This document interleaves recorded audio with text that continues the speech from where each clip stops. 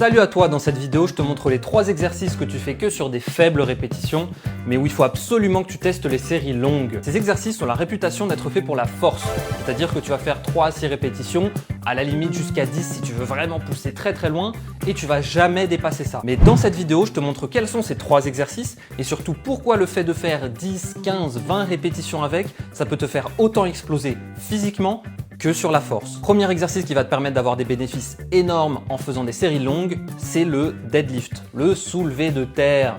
Tu as l'habitude d'en faire sur 1 à 6 répétitions, c'est très bien. Tu as même l'habitude parfois de pousser jusqu'à 6, 7, 8, allez, magnifique. Mais est-ce que tu savais que faire 15 répétitions en deadlift, ça peut changer ton physique et ton mental? Et oui, et je vais t'expliquer pourquoi.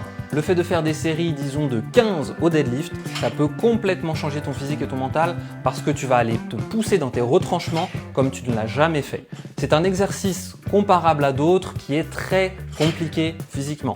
C'est pas du développé couché, c'est même pas des tractions qui peuvent être quand même assez physiques. Le deadlift, c'est simple, c'est l'exercice qui est le plus fatigant et le plus taxant pour ton système nerveux. C'est pour ça que souvent on recommande justement des répétitions plutôt faibles.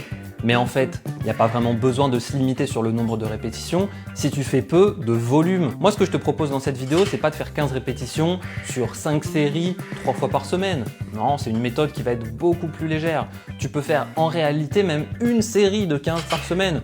Ça va déjà être un départ. Alors c'est pas optimal bien sûr, mais c'est là que tu vas commencer à rajouter du volume. Tu vas commencer avec une série de 15, puis 2 séries de 15, puis 3 par exemple, et t'arrêter là. Mais revenons-en au deadlift, cet exercice très polyvalent qui va développer surtout ta chaîne postérieure, c'est-à-dire tes ischios, tes érecteurs et aussi tes trapèzes. Ça va aussi un petit peu développer ta poigne, même si pour ce genre de travail, moi j'aime bien utiliser des sangles pour pas justement être limité par ma poigne. Mais ça va aussi développer ton mental. Il y a le physique, mais pas que. En effet, le deadlift, c'est un exercice tellement fatigant qu'une fois que tu te retrouves à devoir pousser, ou en l'occurrence d'ailleurs plutôt tirer, tu vas te rendre compte au bout de la 10e répétition que ça va déjà commencer à être compliqué et que quand tu sens au bout de la 15e répétition ton dos qui est en feu, mais que tu sais que tu dois quand même pousser parce qu'il te faut cette rep de plus, il la faut. C'est là que tu vas comprendre les bénéfices pour ton mental. Donc la résilience, ça va être le maître mot de cette vidéo. D'ailleurs, on attaque avec l'exercice numéro 2 qui au niveau résilience est vraiment un gros morceau. C'est le squat. Maintenant sur le squat, on va pas s'arrêter à 10-15 répétitions comme sur le deadlift. On va pousser jusqu'à 20. Une série de 20 au squat. Est-ce que tu as déjà fait ça? Je te dis même pas d'utiliser un poids de ouf. Non, tu vas rester à 50% de ton 1 rep max. Si tu fais un squat à 100 kg, 50 kg sur la barre. Si tu fais un squat à 150 kg, t'en mets 75. C'est simple, c'est léger. Essaye un petit peu et on va voir. Ça, c'est une méthode qui existe, qui est déjà un petit peu connue sur le fitness game. Si t'en as déjà entendu parler, c'est normal. Mais les squats sur 20 répétitions, c'est quelque chose de réellement efficace pour 2 choses, ton cardio et ta musculature. Bien sûr, comme je l'ai dit, la résilience entre aussi ici en jeu, mais on va s'arrêter sur les 2 points que j'ai mentionnés plus tôt. Donc déjà, pourquoi ton cardio? C'est très simple, tu as déjà fait une série de 6 au squat et tu étais essoufflé à la fin. C'est normal, ça nous arrive à tous quand c'est difficile. Imagine un petit peu maintenant une série de 20. Si c'est pas déjà employé par le FBI comme torture, il devrait s'y mettre parce que pour faire parler les prisonniers, je pense qu'il n'y a rien de tel. C'est très difficile pour le mental, mais punaise, tu vas être content d'avoir fait ta série une fois que tu l'auras faite. La brûlure sur tes quadriceps, elle est horrible. Tu vas être essoufflé comme c'est pas permis, mais tu verras, et c'est ça le bénéfice le plus important, quand tu vas te remettre à faire des séries de 8 au squat, tu auras l'impression que c'est rien.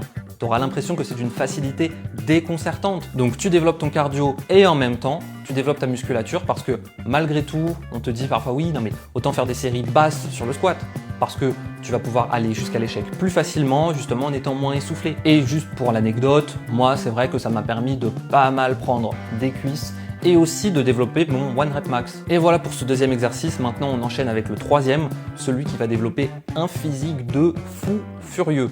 Ça va pas être aussi fort pour ta résilience, pour ta tête ou même pour ton cardio, mais ça va développer une stabilité de ouf et surtout un physique. Donc si tu connais la chaîne, tu te disais qu'il y avait 2 possibilités pour cet exercice. Les tractions ou le développé militaire. Les 2 exercices que j'adore et que j'adore recommander. Qu'est-ce que j'ai choisi parmi les 2? C'est le développé militaire. C'est pour ça qu'on va parler de ça. Donc le développé militaire, c'est très simple. C'est un exercice qui va faire exploser tes épaules, qui va te permettre de rester gainé tout du long et de développer ton gainage parce que tu vas devoir rester stable. C'est plus compliqué de rester stable que sur d'autres exercices. Et aussi, ça va développer tant qu'à faire un petit peu tes triceps et le haut de tes pecs. Donc un vrai exercice de bonhomme, mais alors là, brut de fou. Mais même si c'est très brut, ça demande une technique aux petits oignons pour performer. Et c'est là justement que les séries à 20 répétitions sont excellentes. Elles t'obligent à rester concentré de A à Z et à avoir une technique parfaite. Parce que si pendant une demi-seconde, tu relâches un tout petit peu la tension et hop, eh ben tu perds tout. Bien sûr, comme pour les deux exercices précédents, ici on va avoir des gros bénéfices au niveau du cardio, de la résilience et aussi, bien sûr, musculairement. Mais c'est vrai que le développé militaire, j'aime beaucoup ce que ça t'apporte en termes de technique. Donc voilà les 3 exos sur lesquels je fais des séries longues. Moi, ce que je te conseille, c'est de tester même d'autres exercices, même des variantes. Bien sûr, quand je te dis le squat, tu peux faire du hack squat, tu peux faire du leg press. Il y a toujours plein de variantes intéressantes à essayer. Et même, tu as des gens, par exemple, sur du développé couché qui vont faire des séries de 30 répétitions. Ça peut être très intéressant. Tu peux tester d'autres exercices. Tu peux même tester plus que 20 répétitions. Il n'y a pas de limite en soi théorique. Même si, bon, faire des squats chargés sur 70 reps, je pense pas que ça soit la peine.